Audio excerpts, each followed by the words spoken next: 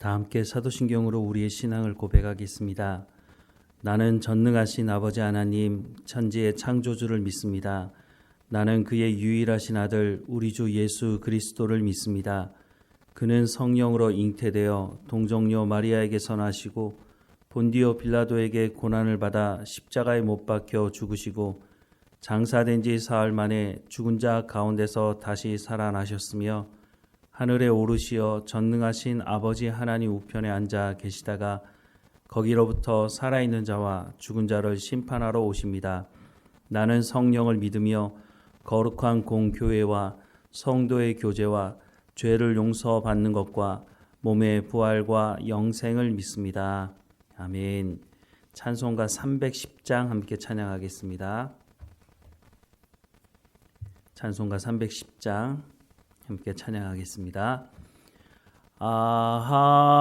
하나님의 은혜로 있을 데 없는 자 왜 구속하여 주는지 난 알 수 없도다.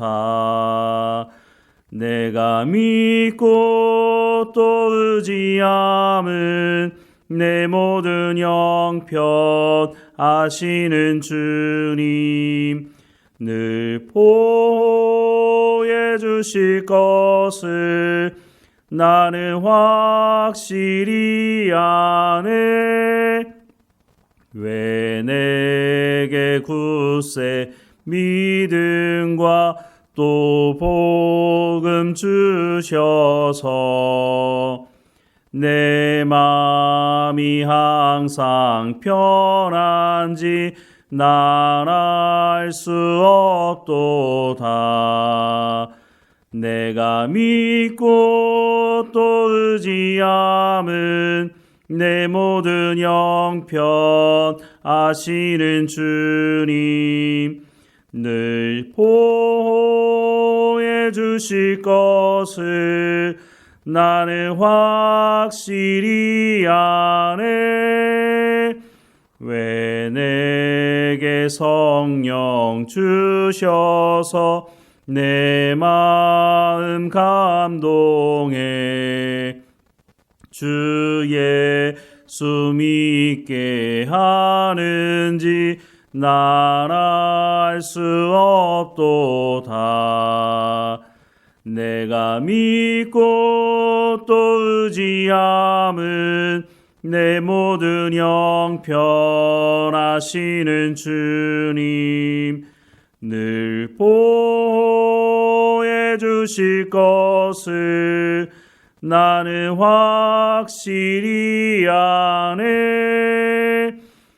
주 언제 강림하실지 혹 밤에 혹 낮에 또 주님 만날 그곳도 난 알 수 없도다.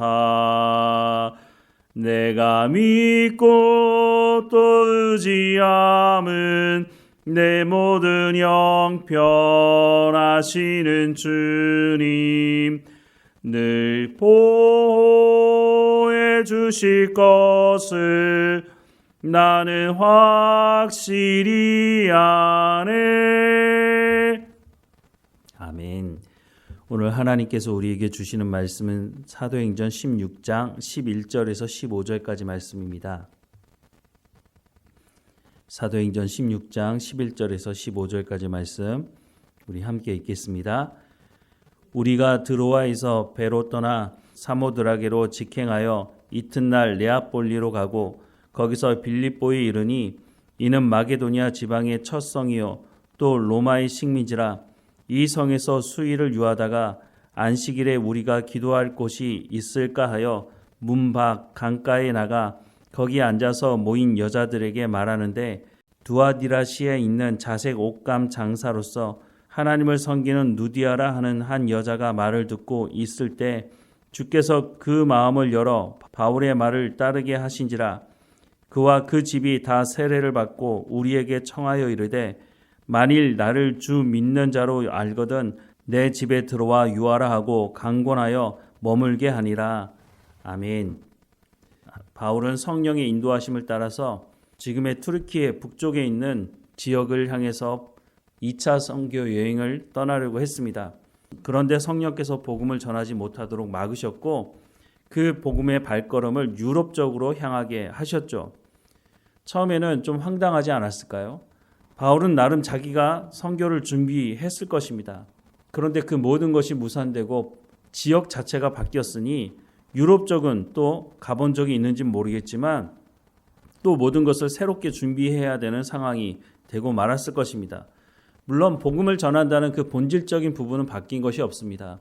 지역이 바뀌었고 사는 사람들이 바뀌었을 뿐이지 복음을 전하는 바울의 입장에서는 구약 말씀에 정통했던 그 바울이 또한 바울만큼 복음을 전하는데 잘 준비된 사람이 없었기 때문에 바울만 마음을 바꾼다면 그렇게 큰 문제가 되지 않았을지도 모르겠습니다. 바울이 성령의 인도하심을 따라서 갔을 때 바울은 자기의 고집을 내세우지 않았습니다.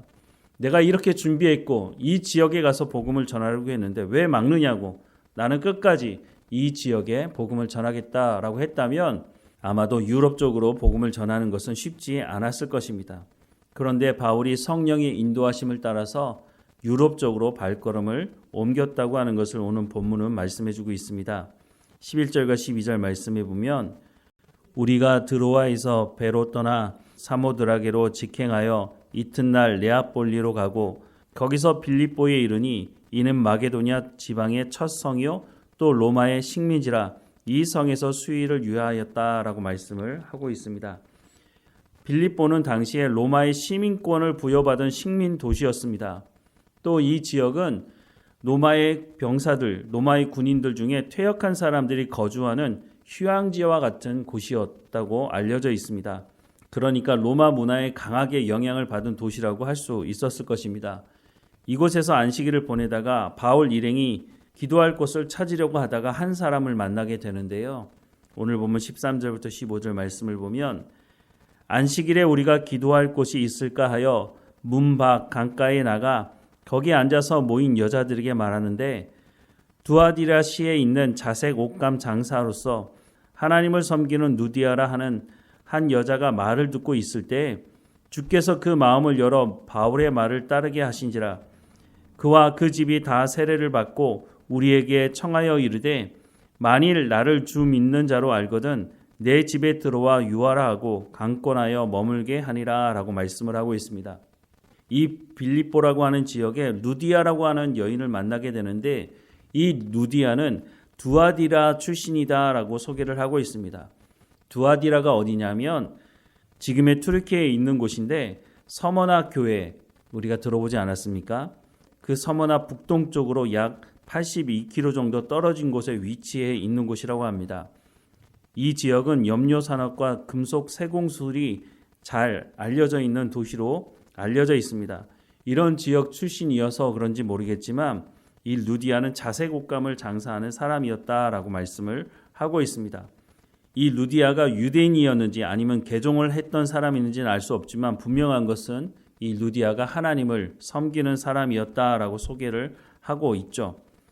그런데 이런 루디아가 바울이 복음을 전하는 그 말씀을 듣고 예수님을 영접하고 세례를 받고 빌립보 교회의 기초를 놓는 데 역할을 했다고 말씀을 해주고 있습니다. 어떻게 보면 우연히 누디아를 만난 것이 아닌가 이런 생각을 할 수도 있겠죠. 그런데 오늘 본문 14절 말씀 보면 주께서 그 마음을 열어 바울의 말을 듣게 하신지라 라고 말씀을 하고 있습니다. 성령께서 그 마음에 주관하셔서 하나님의 말씀을 듣게 하셨다라고 성경은 말씀해주고 있다고 하는 것입니다. 어떤 사람들은 이렇게 생각하는 사람들이 있죠. 내가 하고 싶은 대로, 내가 살고 싶은 대로 살다가 예수님 십자가에 못 박혀 죽으실 때 한편에 있던 강도가 예수님을 만나고 낙원에 이르게 된 것처럼 나도 마지막 순간에 예수님 영접하면 되지 않을까? 이렇게 착각하는 사람이 있죠. 이런 사람들은 내가 예수님을 영접하고 싶으면 영접하고 영접하기 싫으면 영접하지 않아도 된다. 이런 착각을 하고 있다고 하는 것이죠. 고린도전서 12장 3절 말씀해 보면 그러므로 내가 너희에게 알리노니 하나님의 영으로 말하는 자는 누구든지 예수를 저주할 자라 하지 아니하고 또 성령으로 아니하고는 누구든지 예수를 주시라 할 수 없느니라 라고 말씀을 하고 있습니다.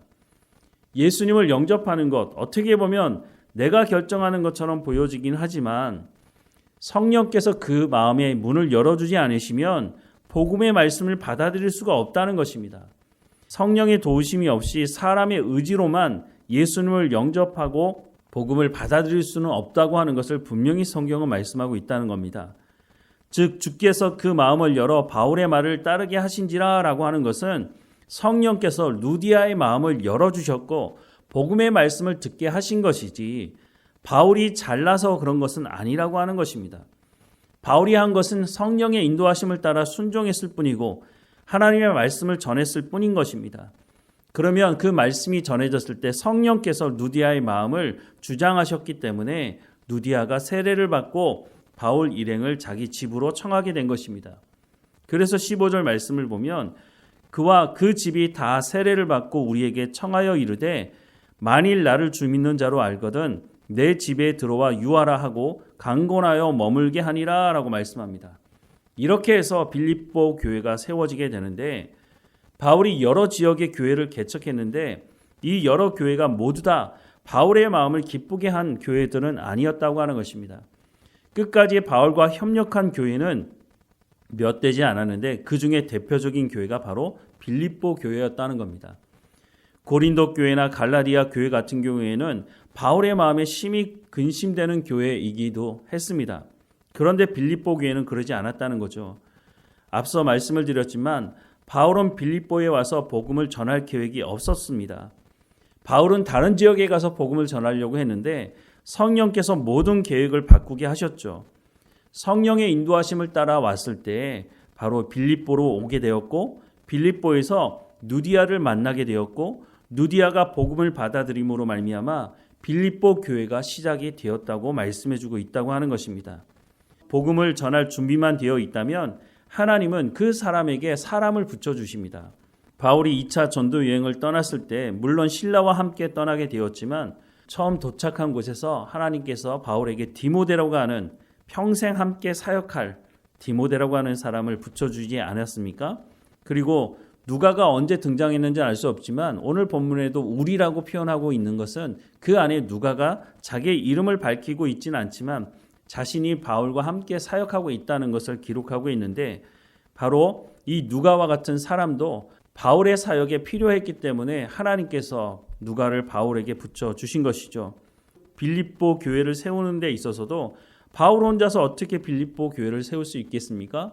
복음을 받아들이는 사람이 있어야 되는데 이 일에 가장 큰 힘을 줄 수 있는 누디아를 하나님께서 만나게 하시고 누디아에게 복음을 듣게 하시고 바울과 함께 빌립보 교회를 세우게 하셨다고 하는 것입니다.